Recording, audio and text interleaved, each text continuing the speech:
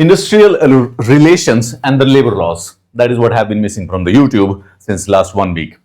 Now, UPSC ने EPFO की notification, एक शॉर्ट नोटिफिकेशन निकाली थी 22 जुलाई को.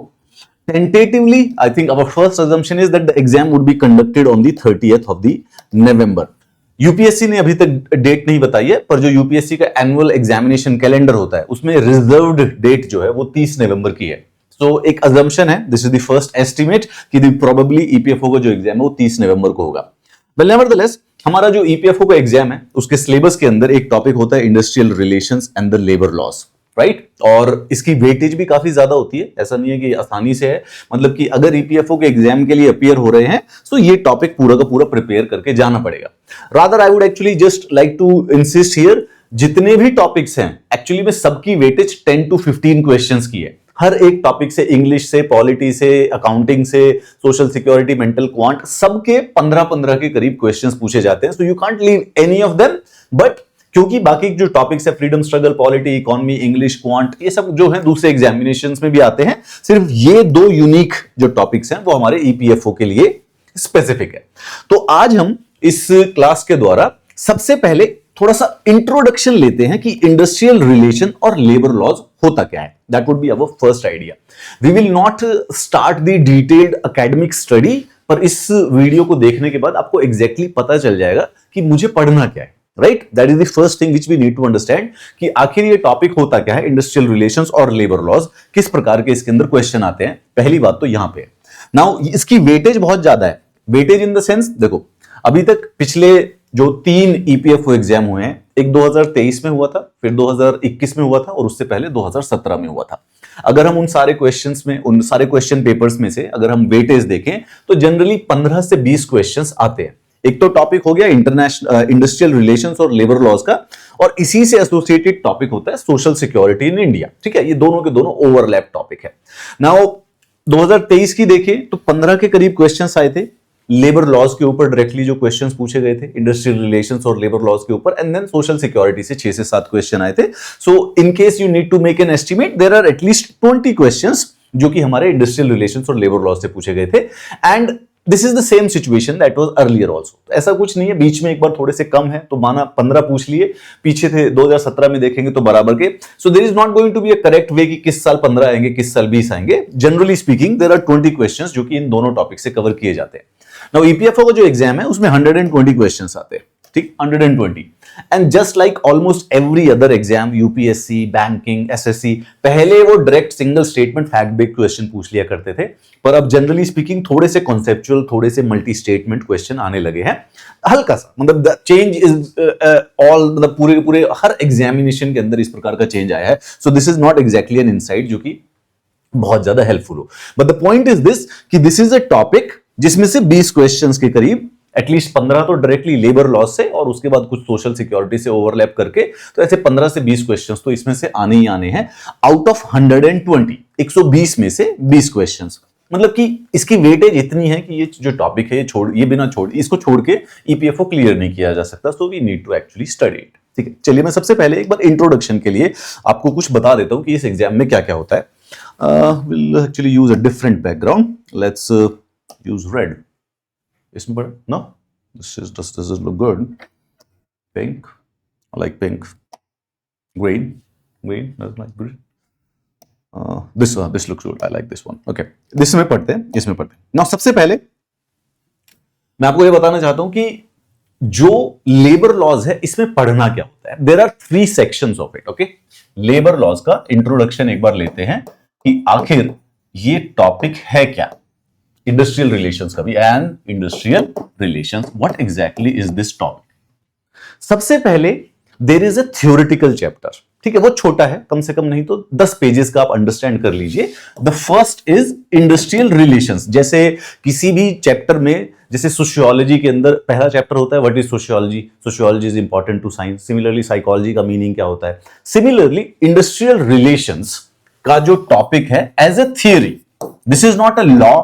ये सिर्फ और सिर्फ एकेडमिक जो होता है, मार्क्सिस्ट अप्रोच क्या होती है, यूनियनिस्ट अप्रोच क्या होती है, ऐसे जो डिफरेंट डिफरेंट एकेडमिकली इस चीज को स्टडी करते हैं, इंडस्ट्री के बीच के रिलेशंस को, जो वर्कर्स होते हैं, जो मैनेजमेंट होती है, जो कैपिटल होती है, उनके बीच के जो रिलेशंस को एकेडमिकली स्टडी करके उसकी जो एक्सप्लेनेशंस है, that is the theory part of the industrial relations. Now this is a small part, ठीक है. जनरली स्पीकिंग इसमें 2 से 3 क्वेश्चंस आते हैं और ऐसा नहीं है कि हमें इसके लिए पूरी बुक पढ़नी है. There are just 2 to 3 chapters जो कि इसके लिए पढ़ने पड़ते हैं. Now comes the important part, the labour laws. जो सेकंड वाला सेक्शन है, हमें लेबर लॉज पे पढ़ना पड़ता है. Now the trick, remember this is the situation. हमारे देश में बहुत सारे लेबर लॉज हुआ करते थे, एटलीस्ट मोर देन 40, मतलब कि देश के अंदर 40 लेबर लॉज थे. पर 2019 में गवर्नमेंट ने सारे के सारे लेबर लॉज को कंसोलिडेट करके टोटल 4 कोड्स में बदल दिया. Understand this? तो अज्यूम जब 2017 में एग्जाम हुआ था तो हमें 40 से अधिक, there are 40 labour laws that existed, more than 40 actually, more than 40 labour laws that existed in the country. तो जैसे कि minimum wages act, maternity act, bonus का एक्ट, ईपीएफओ का एक्ट, इस प्रकार से वेजेस के जो एक्ट होते हैं, ऐसे टोटल देश के अंदर 40 से अधिक लेबर लॉज थे. ये 40 से अधिक जो लेबर लॉज हैं, इनसे क्वेश्चंस पूछे जाते हैं EPFO. Alright, there are more than 40 first of all. But starting in 2019, 2019 में गवर्नमेंट ने क्या किया, सारे के सारे लॉज को कंसोलिडेट करके एक सिंगल कोड में कन्वर्ट कर दिया. So they converted more than 40 labour laws into 4 codes. 4 codes. तो मतलब कि अब ये इंप्लीमेंट नहीं होंगे क्योंकि इनको इन कोड्स के अंदर मतलब क्या नाम है, सबज्यूम कर दिया है या कंसोलिडेट कर दिया. Now the trick you should actually be asking is that कि सर अब ईपीएफओ में क्वेश्चंस कहां से आएंगे, ये जो पुराने वाले लेबर लॉज हैं या ये जो कि नए कोड हैं. नाउ इसका जो सबसे बेस्ट एग्जांपल है वो हमें 2023 में देखने को मिला, क्योंकि 2023 का और 2021 का जो एग्जाम थे दोनों के दोनों, वो बेसिकली इनके बाद में बने हुए थे. राइट, ये 4 कोड बनने के बाद ये बन गए थे 2019 और 2020 में, ये कोड बनने के बाद.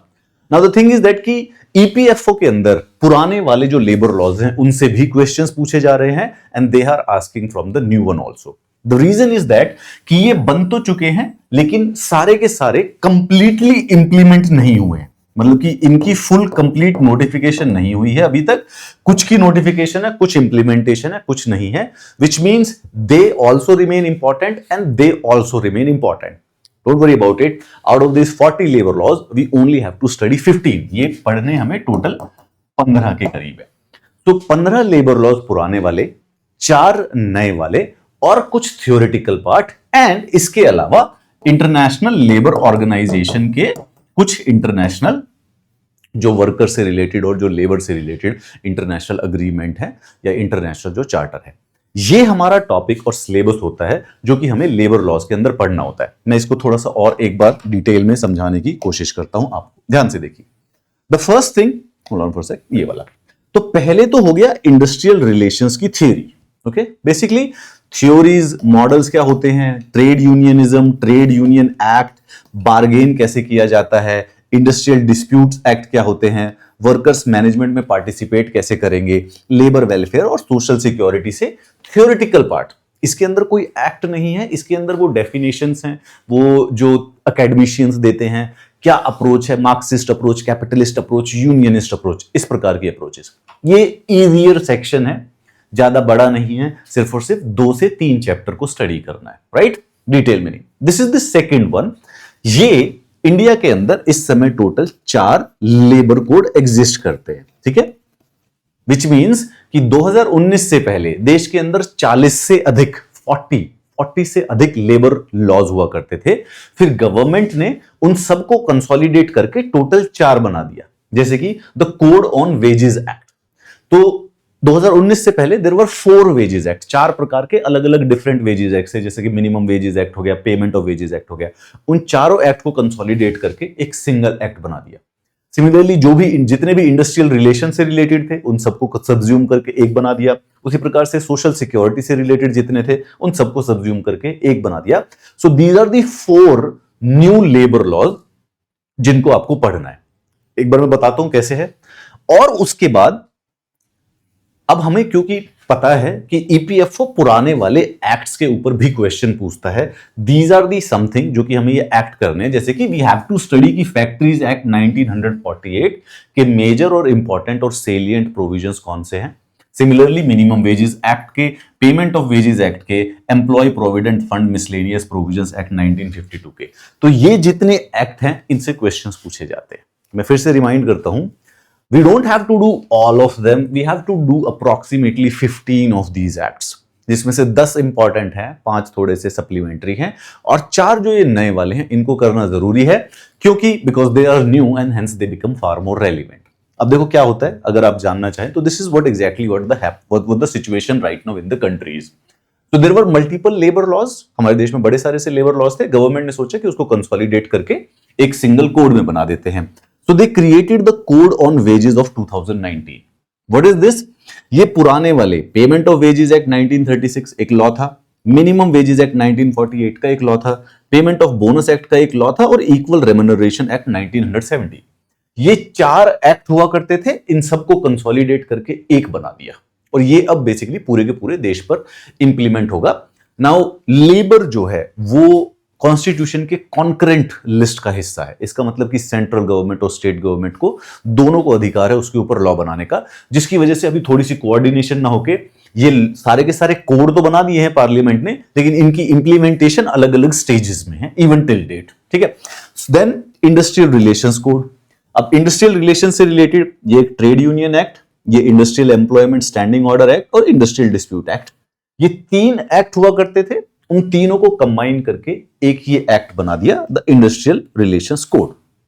And so onwards, the employees compensation, state insurance, provident fund, maternity benefit, the payment of gratuity, ये मल्टीपल लॉज थे सोशल सिक्योरिटी पे। इन सबको एक कंसोलिडेशन करके ये वाला एक्ट बन गया, थर्ड वाला। And similarly the occupational safety health, the occupational safety health and working conditions code of 2020, ये वाला सबको फैक्ट्रीज, माइंस, बिल्डिंग, कंस्ट्रक्शंस इन एक्ट को सब्ज्यूम करके एक सिंगल बना लेता है।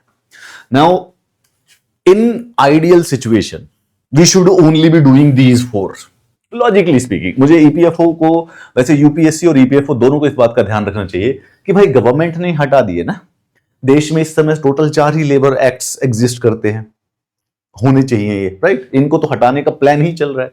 बट 2021 और 2023 के एग्जाम के अंदर क्लियर कट मैसेज है कि भाई वो क्वेश्चन इससे भी पूछेंगे।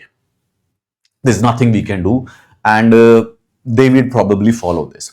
So ये 4 तो करने ही करने हैं because this is the standard. ये तो अब हैं देश के अंदर, ये तो इंप्लीमेंट होंगे ही होंगे, ये 4 तो हमें करने ही करने हैं। मोर इंपॉर्टेंटली बात ये है कि हमें ये सारे के सारे एक्ट भी करने होते हैं, बट अगेन सारे नहीं करने हैं। प्लीज कंफ्यूज, मतलब टेंशन मत लीजिएगा, 10 के करीब करके जाने हैं, 10 से 12 ज्यादा नहीं है।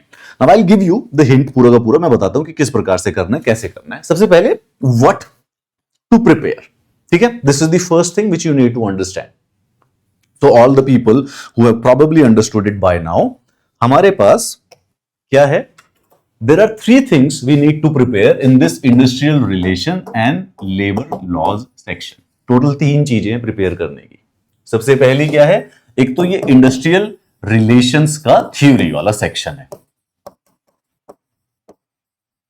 अगर आप पीवाईक्यूज देखेंगे तो यू विल एक्चुअली अंडरस्टैंड। दूसरा, ये जो 4 लेबर कोड्स हैं इनको प्रिपेयर करना है अलग से, right. These are the one which we have to prepare, and then there are approximately 10 to 15 labor laws जो कि ओल्ड वाले हैं, लेगेसी लॉज है, right, this is called as the legacy, पुराने वाले लॉज है, इनको प्रिपेयर करना है। This is what it goes in. And then एक supplementary Indian international labour organisation का एक टॉपिक है जिसको you have to prepare for it. तो अगर इंडस्ट्रियल रिलेशन लेबर लॉज अगर आप सेल्फ प्रिपेयर करना चाहते हैं, these are what you have to do. ये 4 सेक्शंस के अंदर प्रिपरेशन करना है। लेकिन अभी मैं एक और क्लैरिफिकेशन करता हूं, ठीक है। ये तो क्लियर है, 4 लेबर कोड हैं, इन सब की समरी पढ़ लेंगे अच्छी तरह से। एक बार डिटेल में हो सकता है जितनी भी अंडरस्टैंडिंग से इन कोड्स को पढ़ ले उतना अच्छा है, और उसके बाद एक इसकी समरी थोड़ा सा याद कर लेंगे and will be done with this. This is also done, doable and completable easily हो जाएगा। अब जो ये 10 से 15 लेबर लॉज हैं, इनका क्या करना है, इनके बारे में मैं आपको एक स्ट्रेटेजी बताता हूं, ध्यान से रखिएगा। होपफुली उसी प्रकार से फॉलो करेंगे।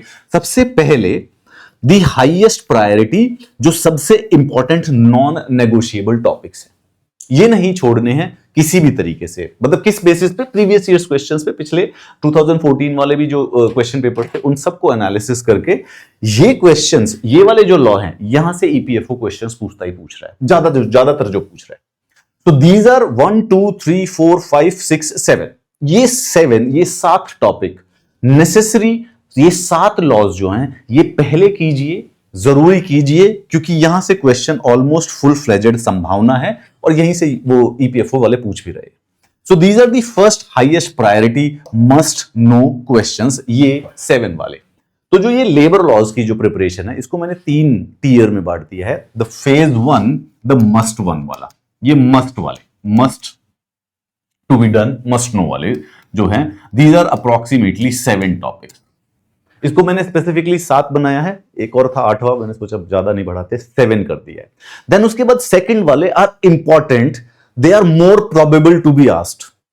मेरे को संभावना लग रही है the second one are the important one, ठीक है। जो दूसरे हैं वो इंपॉर्टेंट वाले हैं इन द सेंस कि प्रोबेबिलिटी अब इनकी ज्यादा है पूछने की। These are these 4 labour codes, ये 4 लेबर कोड्स के साथ साथ there are some other things also, जैसे कि अगर मैं आपको बताऊं, चारों के चारों लेबर कोड्स, क्योंकि ये जो करंट और जो इस समय रेलिवेंट चीजें हैं, गिग वर्कर क्या होता है, वेजेस क्या होता है, इन चीजों की डेफिनेशन करते हैं।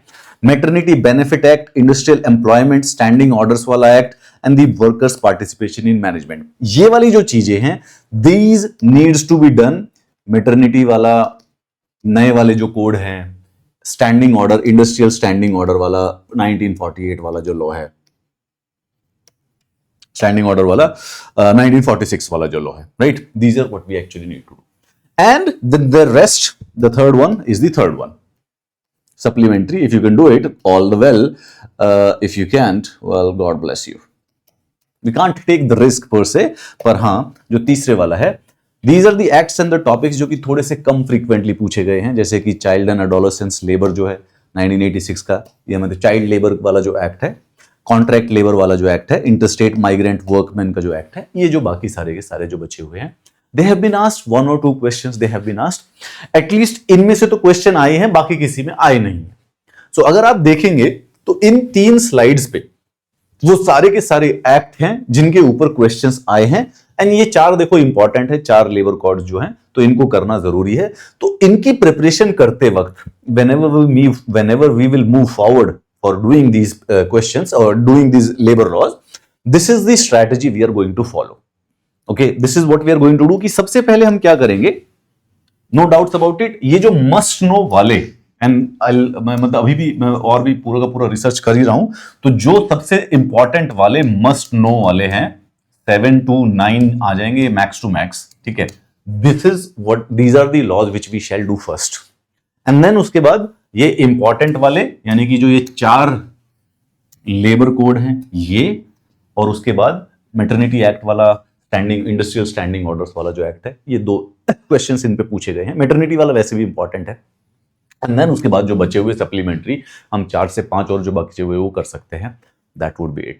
This is the strategy which we should try to follow. ये हमारा पर्पस है। नाउ जो लोग सेल्फ प्रिपेयर कर रहे हो उसके बारे में मैं एक बार थोड़ा सा आइडिया दे देता हूं कि आप लोगों को किस प्रकार से प्रिपेयर करना चाहिए अगर आप खुद भी करेंगे तो। सबसे पहले ये मैंने सारे के सारे क्वेश्चन से देखा है यार। एक तो जब आप इन एक्ट्स को पढ़ोगे तो ये कुछ कुछ पूछते हैं कि कोई भी एक्ट में टाइम लिमिट होती है, या फिर मेंबर्स के बारे में, कितने मेंबर्स की कमेटी बनी हुई है, किसी भी एक्ट की कोई एज लिमिट है, मॉनेटरी लिमिट्स है, परसेंटेजेस है।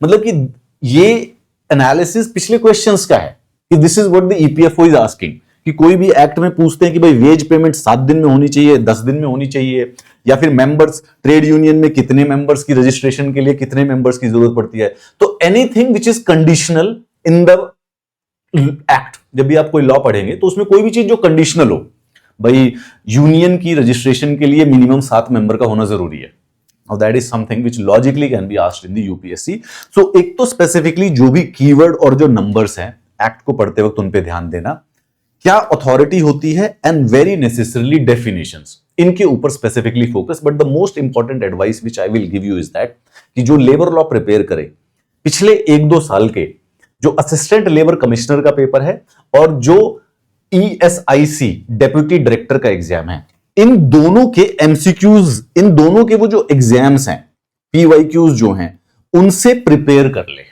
ये मेरी नेसेसिटी है, इसको जरूरी करना। अब देखो मैं अभी थोड़ा और डिटेल में दिखाता हूं। जो ये पिछले जो ये आपको मैंने जो 7 सबसे important, these 7 must know, right, actually में 2 और टोटल 9 करे मैंने, 7 + 9, ये जो 9 मस्ट नो वाले जो लॉज हैं जो कि हमें करने हैं, मैंने उनका एग्जैक्टली अभी तक कहां से क्वेश्चन आया है मैं आपको एक बार दिखाता हूं, तो you will get an whole idea, आपको पूरा आइडिया लग जाएगा कि this is okay, this is how they are going to ask और समथिंग। चलिए ये सातों के सातों हम स्पेसिफिकली एक बार अंडरस्टैंड करते हैं कि क्या पूछा जाता है। ओके, आगे, हाँ, before that prototype sample labour law दिखाना है आपको। Okay, fine, I will actually show it to you this. Okay, first of all this, इस पे फोकस करते हैं पहले। तो आई थिंक अब आप में से बहुत सारे बच्चों को कुछ बेसिक आइडिया होगा कि this is what we need to study. ठीक है, ये हमारा पढ़ने का जो पर्पस होगा, this is what we will have the purpose. इसको व्हाइट ही कर लेते हैं यार, है ना। Shall I continue with the colour, shall I do the pink one because I like the pink one. Can I teach on the pink? Will it be fine for you? Thank you very much. Highly appreciate it. I can't hear what you're saying, but I hope. Okay, there's a lot of reflection, so this doesn't work.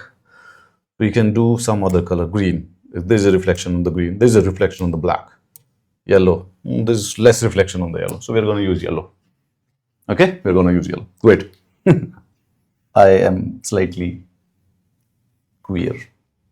Weird. All right. हाँ बच्चों, तो मैं क्या बता रहा था वो, where are we, I am so sorry I forgot. Labour laws, labour laws के 4 सेक्शंस पढ़ने में, ठीक है, ऑल राइट। 4 सेक्शंस के अंदर चलो थ्योरी को साइड में छोड़ दो, this theory of the industrial relations, forget about it for a moment, and forget about the international labour organisations also. बीच में हमें लेबर कोड्स पढ़ने हैं, this is what our focus shall be. हमारे देश में इस समय टोटल 4 लेबर कोड्स हैं, ये बात को ध्यान रखिएगा। 2019 और 2020 में ये बनाए गए थे। उससे पहले देश के अंदर टोटल 40 लेबर लॉज थे, 40 के 40, तो 40 एक्चुअली 42 भी to be precise, 42 labour laws को सबज्यूम करके 4 बना दिए गए थे, राइट।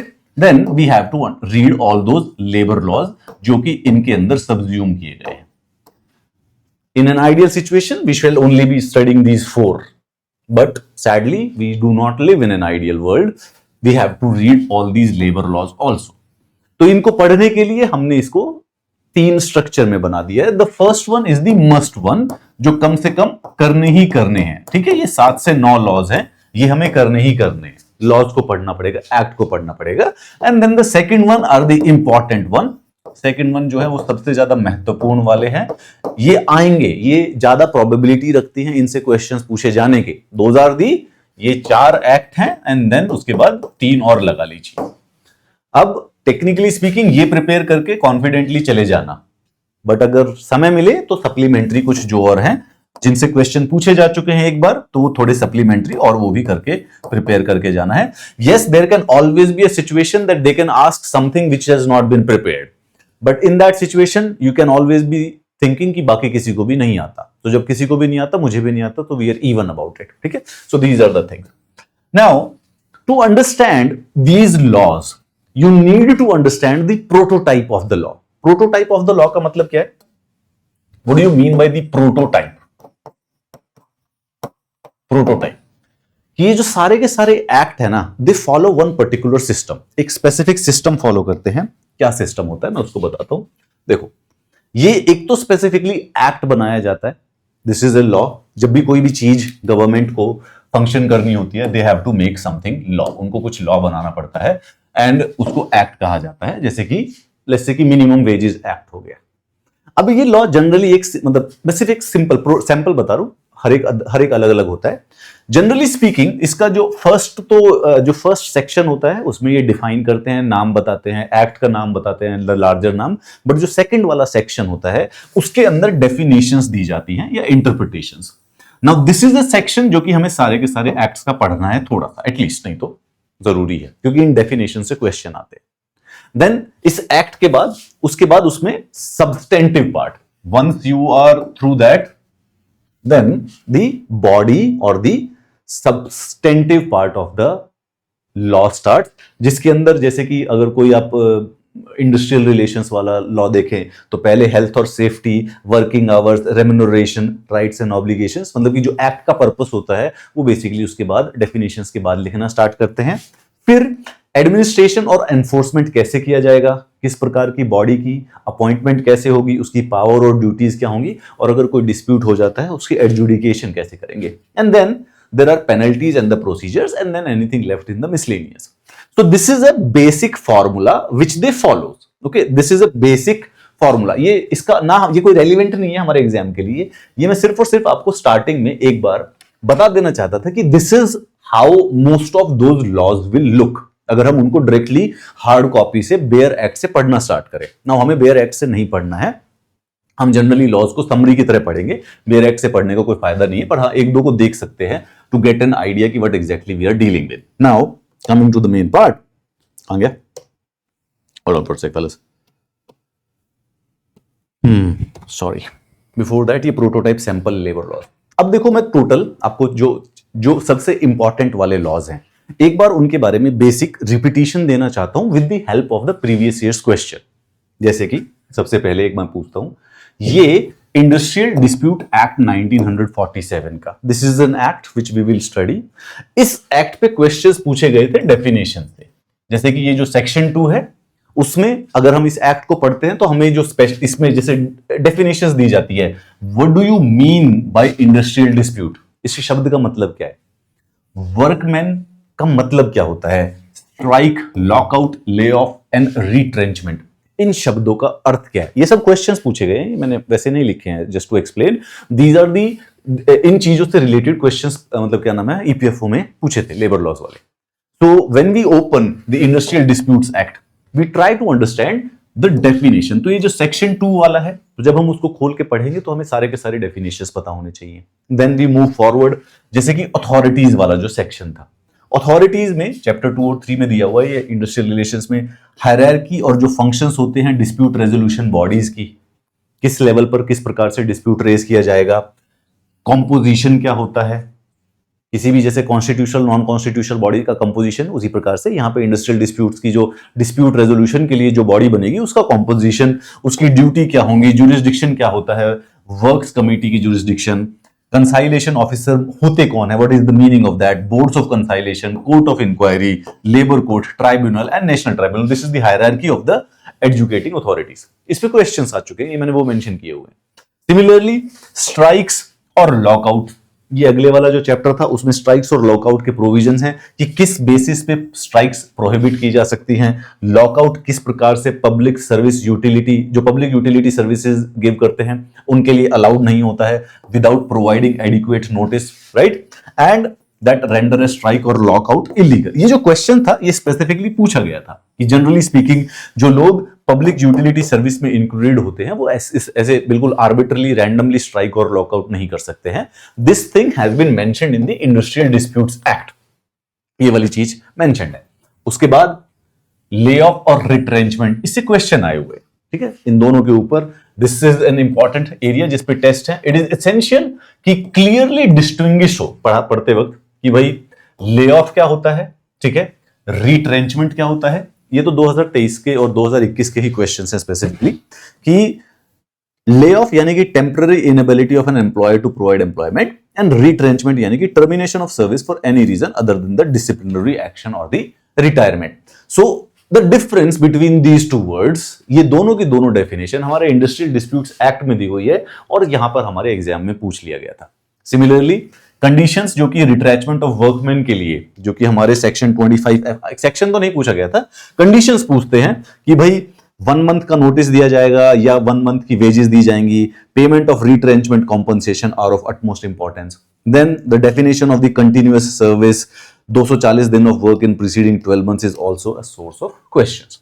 तो मतलब कि ईपीएफओ में एक सिंपल क्वेश्चन आ गया कि आखिर इंडस्ट्रियल डिस्प्यूट एक्ट 1947 के अकॉर्डिंग कंटिन्यूअस सर्विस किसको कहते हैं? वेल, अगर पिछले 365 दिन में 240 दिन तक अगर किसी ने काम किया था तो उसको कहते हैं। That is what the purpose is. Wait, so ये अभी तक पिछले 3 ही पेपर हैं हमारे पास, ज्यादा तो है नहीं, तो उसमें ये जो इंडस्ट्रियल डिस्प्यूट्स एक्ट था, ये स्पेसिफिकली सेक्शन 2, चैप्टर नंबर 2 और 3, चैप्टर 5 एंड लेओपोल chapter 5th B and this section 25 B, यहां से क्वेश्चंस आए।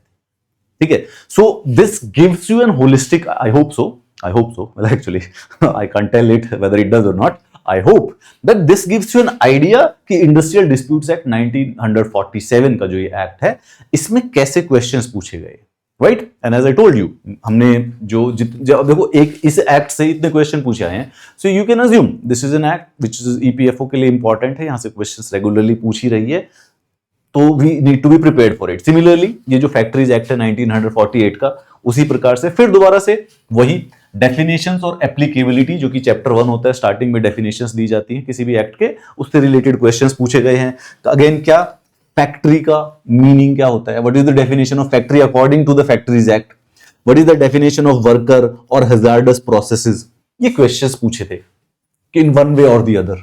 ठीक है, किसी न किसी फॉर्मेट में, स्टेटमेंट के फॉर्मेट में या डेफिनेशन के फॉर्मेट में, एमसीक्यू के फॉर्मेट में। फिर ये हेल्थ प्रोविजन के area, specific provision, cleanliness, disposal of waste, ventilation, drinking water, इनसे डायरेक्ट क्वेश्चंस पूछे गए हैं। Then the safety provisions, again another critical important chapter, इससे भी रिलेटेड। तो ये जो फैक्ट्रीज एक्ट है, ये हमारे लिए इंपॉर्टेंट बन जाता है because these are the sections जिनसे स्पेसिफिकली क्वेश्चंस रेगुलरली आ रहे हैं। Now this is what exactly it does.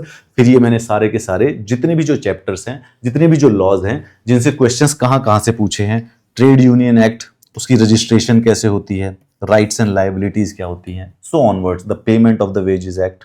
Again you need the PDF, अगर पीडीएफ की जरूरत है तो ये टेलीग्राम चैनल पे जो ईपीएफओ वाला बना रखा है उस पर मिल जाएगा, इस पीडीएफ को तो भी मिल जाएगा, तो डोंट वरी अबाउट इट। ऐसा नहीं कि स्क्रीनशॉट लेने बैठ जाओ, ये पीडीएफ शेयर कर दूंगा मैं। तो ये specifically then the minimum wages act of 1948, कहां से अभी तक के क्वेश्चन पूछे गए हैं। Now this doesn't mean, obviously questions repeat तो होने नहीं है, ऐसा नहीं है कि मिनिमम वेजेस ऑफ एक्ट 1948 में ये की प्रोविजंस में procedure for fixing and revising minimum rates of wages से कि भाई मिनिमम वेजेस एक्ट है तो ये डिफाइन करता होगा कि मिनिमम वेजेस कौन सेट करता होगा, उसका कोई ना कोई प्रोसेस बताता होगा, रेगुलरली उसको क्या नाम है रिव्यू भी करना होगा, दोबारा से रीसेट भी होगा। तो obviously the law would actually discuss it and logically somebody will ask questions about it अगर ये सिलेबस में भी होगा तो procedure for fixing and revising minimum rates of wages. Now obviously दोबारा सेक्शन 3 और सेक्शन 5 से क्वेश्चन पूछ ले, जरूरी तो नहीं है, but this exercise will give you N idea कि यार ये क्वेश्चंस किसी भी एक्ट से किस प्रकार से आने की संभावना है। Understand that? I hope so, little bit something और द अदर। तो ये सारी की सारी चीजें एक बार आप देख लीजिएगा। इसको मैं फिर से बस एक बार छोटी सी समरी देना चाहता हूं कि हमें करना क्या है। This is what we are going to do again. ये आपके पास है तो सही। अब will do finally in logical white colour of the class. Yes, quirky. I'm not queer, I'm quirky. I'm definitely not queer.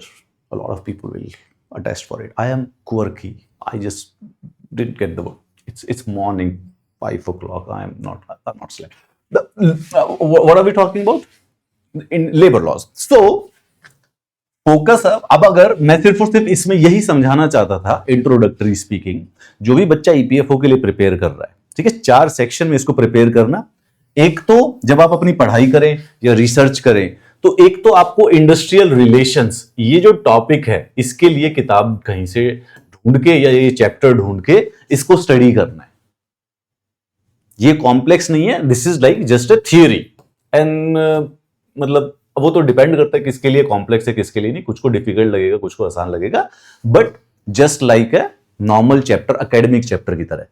And then जो मेहनत का काम है वो है कि हमें ये 4 लेबर लॉज पढ़ने हैं, इनको छोड़ के मत जाना। लेकिन अब ये आपकी किस्मत है कि यूपीएससी इस बार कहां फोकस करेगा. दिस इज लाइक ये तो this is I am so sorry but we can't predict it.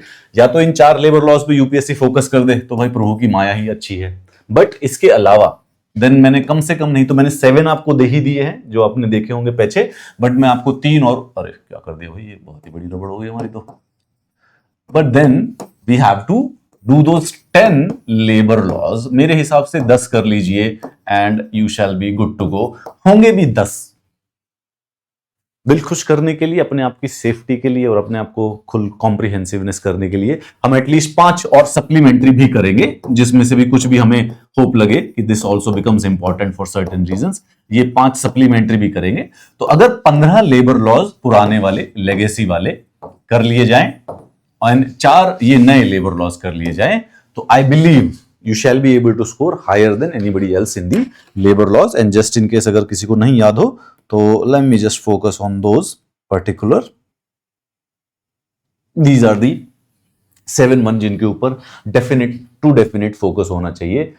Disputes Act, Factories Act, Trade Unions, Wages, Minimum Wages, EPFO का खुद का जो एक्ट है और पेमेंट ऑफ ग्रेट्यूटी एक्ट. एक्चुअली मुझे यहाँ पे ESI एक्ट भी लिख देना चाहिए था. That is also becomes important but nevertheless not a problem. Maternity benefit, industrial employment, ये 4 नए लेबर कोड हैं, इनको तो करना ही है. And all right, these are also important but we can figure them out, right. So this was what is necessary right now. ये है हमारे इंडस्ट्रियल रिलेशंस और labour law, right. Okay, so from in the next class hopefully what are we going to discuss? We can start with the industrial relations theory, but that would not be fun because it's not exactly fun. We can start with the labor laws, but how do we do that? It will not be exactly okay. तो फिर एक काम करते हैं, इसको किस प्रकार से पढ़ने का जो सबसे सही तरीका है इनको करने का. Well, दिस इज सॉरी एक सेकंड, जस्ट अ सेकंड, कहां गए. हाँ, ये हमने, हाँ, this is the code on the wages act. ये हमारे पास है. We have this list, right. We have this list. तो हम इसको एक को इकट्ठे पढ़ेंगे. Will read the code on wages act of 2019 और उसके साथ ये जो तीनों वाले जो एक्ट हैं इसमें से payment of wages act, minimum wages act, ये सबसे ज्यादा इंपॉर्टेंट है. एंड साथ ही साथ ये, so we do these 5 together. तो जब अगर पढ़ाई करेंगे तो इसको अगले वाले नेक्स्ट वाली क्लास में इंडस्ट्रियल रिलेशंस की जो थ्योरी है यार, बट बिना थ्योरी के एक्ट्स को पढ़ने का भी तो कोई फायदा नहीं होता है. I'll have a slide. I'll function. We can try to do something about it. Okay, we'll work on that.